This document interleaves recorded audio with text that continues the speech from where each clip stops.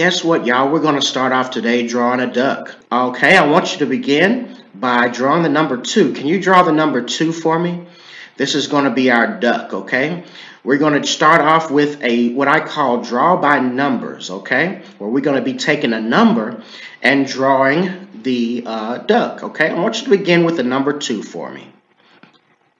Now, we do a lot of things in 2. Sometimes we have 2 sets of car keys, or we have 2 ears, 2 eyes, right?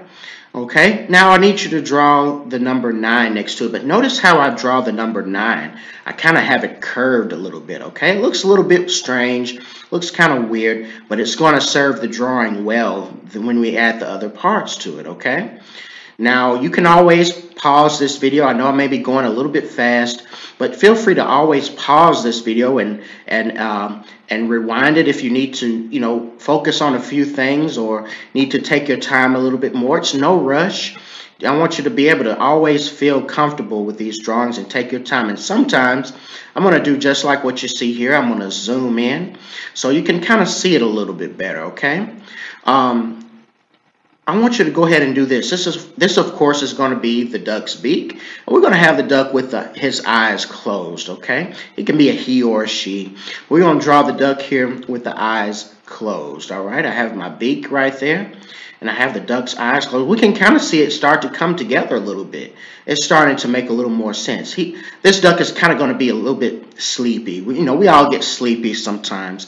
And this duck here, he's kind of taking a little nap, he or she. Now we're going to draw the zigzag here. This is going to be the duck's feathers, all right? This zigzag line is one of the lines you're going to see from time to time as you watch these videos. We'll use it every now and then. But drawing feathers can sometimes be a challenge. They take a while to really learn and get the hang of them. I want you to go ahead and add this too. We're going to add a few little extra feathers. And this line here is also a zigzag line. But you see some curves as well, some curves in the line. And you may see us draw feathers from time to time, whether it be a bird or whatever it may be. You'll see a lot of the same technique right there, where we have those zigzag lines and those little small zigzag curved lines as well. Now, we've got to draw this duck sitting in water, but I wonder, how are we going to draw all of that water? I know you're wondering, well, it's going to take us a long time. Water is so massive that it's going to take a long time to draw, but I'm going to show you an easy way to do it, okay? As artists, we have to be storytellers. And sometimes telling a story can be done very simple, very, very basic, without having to draw a lot of detail. Here's what you do. We're going to actually draw the ripples in the water instead of all the detail. And I want you to do just like you see here, where you have some curved lines going around this duck here. And what this does is it shows the viewer that this duck is actually sitting in water, because we already know from seeing ducks from so many years that they are expert swimmers, all right? They have webbed feet that allow them to be able to swim better than any other bird, okay? I think if I wanted to be any type of bird, it would be a duck. Here's why. Because ducks can not only swim very well, but they can also fly, okay? Some birds can fly, but they can't swim. And some birds can swim very well, like penguins, but they can't fly. A good example of a bird that can fly very well but can't swim would be an eagle, right? But when it comes to the duck, they can do a little bit of both. So I think I would want to be a duck if I had to be any bird in the world.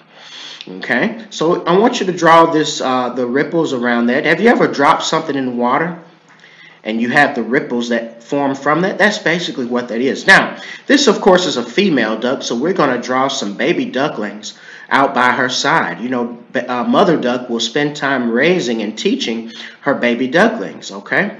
Now, all we're going to do for the baby ducklings, guess what? We're doing the exact same thing we just did, only smaller, okay? So I began with my number 29, and then I drew my zigzag lines for the feathers. I have my beak there, and I have my eyes closed as well. And then lastly, I have my ripple effect going around. So I want you to go ahead and do that for me. We're going to give her 2 baby ducklings. I'm going to do the same thing again. I'm going to move my paper down just a little bit more. Now, it's up to you where you have these baby ducklings at. Some of you may have drawn the mother duck very big.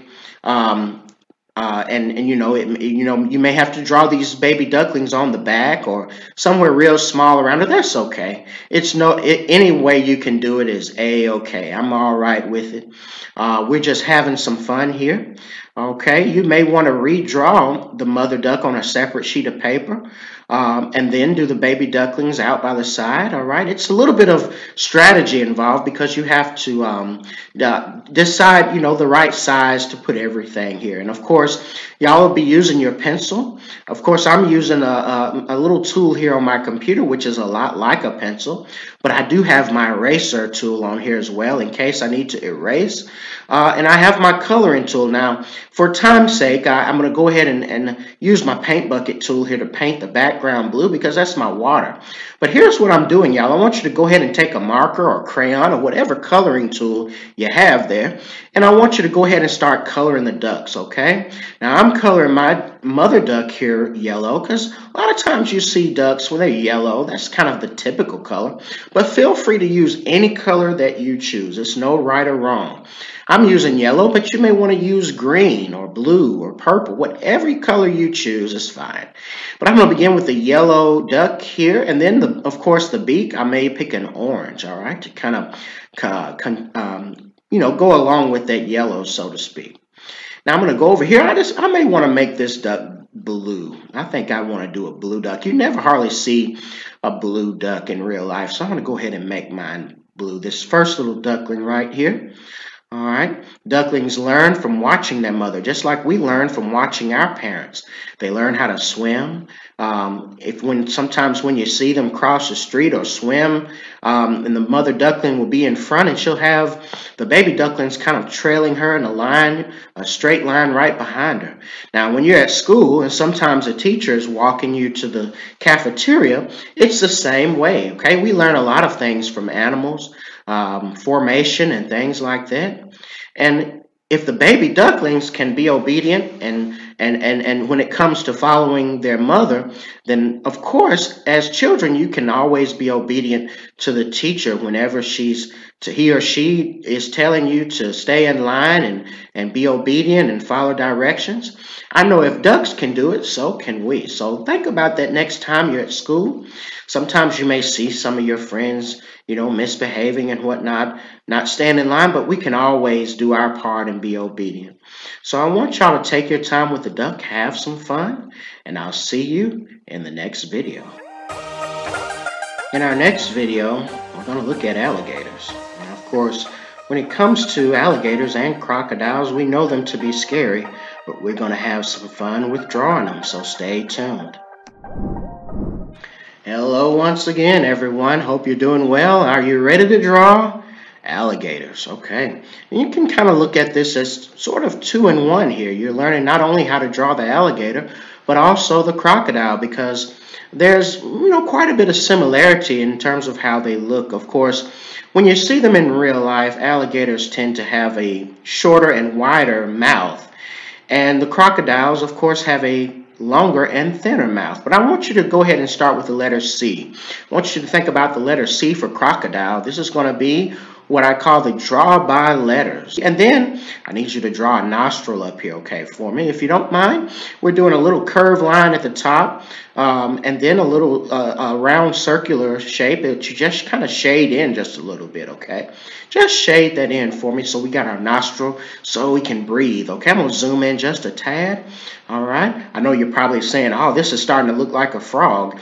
And we're going to probably learn how to draw frogs, in the coming weeks, okay? But for today, we're just going to look at the alligator and the crocodile. But we're drawing with the letter C first, okay? I want you to have that first. Then we've got our nostril right here. Now, drawing alligators and crocodiles can be quite tricky.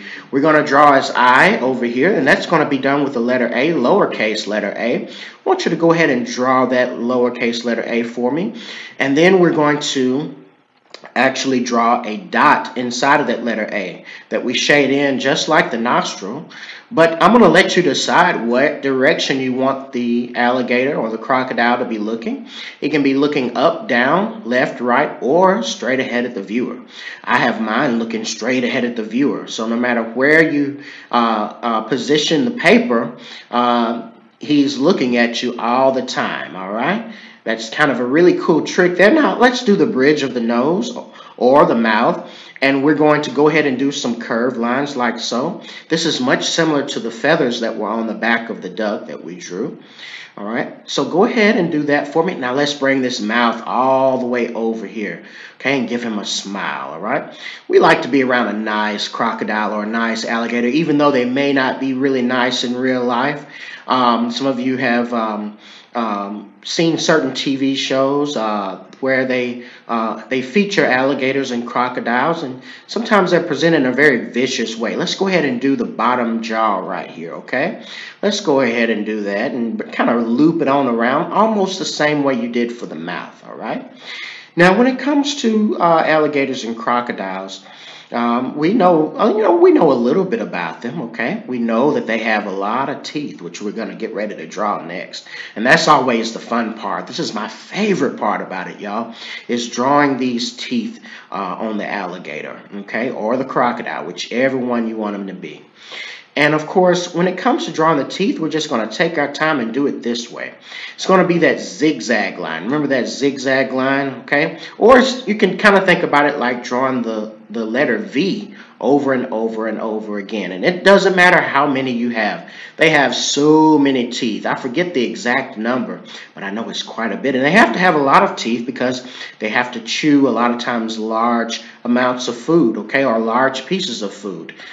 They are typically known as predators. They don't have a lot of predators of their own. They have a few in the animal kingdom, but they are known as being very vicious and very, very effective.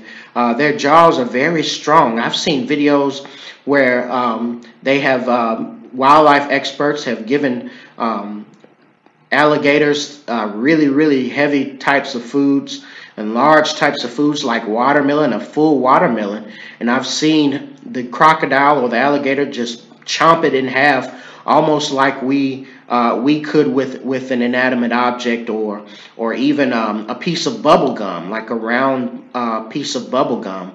They're able to do that because their jaws are so strong.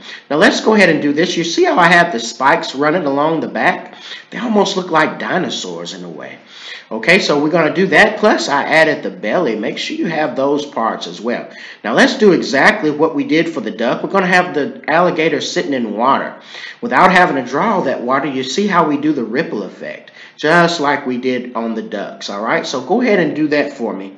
And this really saves you time and trouble from having to draw the entire body of the alligator. Sometimes that can be really tough, and it can take a long time to do. But we're just going to draw this alligator sitting in water or crocodile, whichever one you want him to be.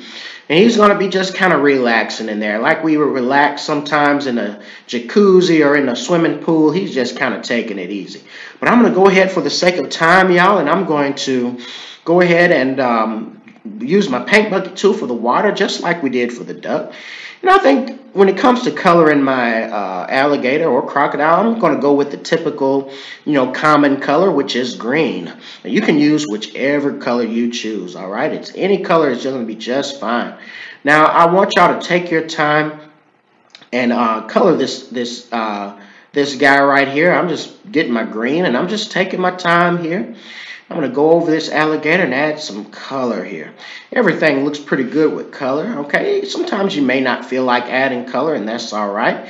You can just leave him kind of plain there, and he looks just as good without the color. But I'm just going to throw some in here, just kind of take my time. Got a little green. Sometimes you can go with a light green, or you can go with a dark green.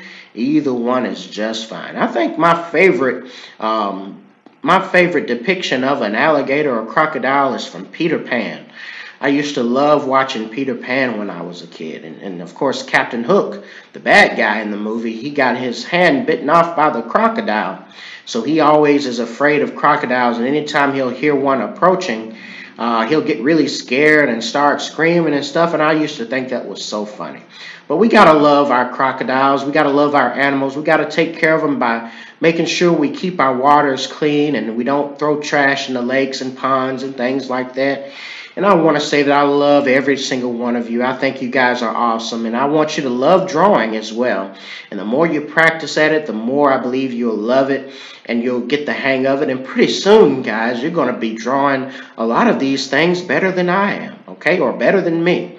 And all that comes with practice and time and effort. And believe it or not, y'all are much further along than you think because you're so awesome. But I want you to take your time, kind of have some fun with the alligator. Feel free to add more things to it. And I hope you've enjoyed today's lessons. And I hope to see you soon.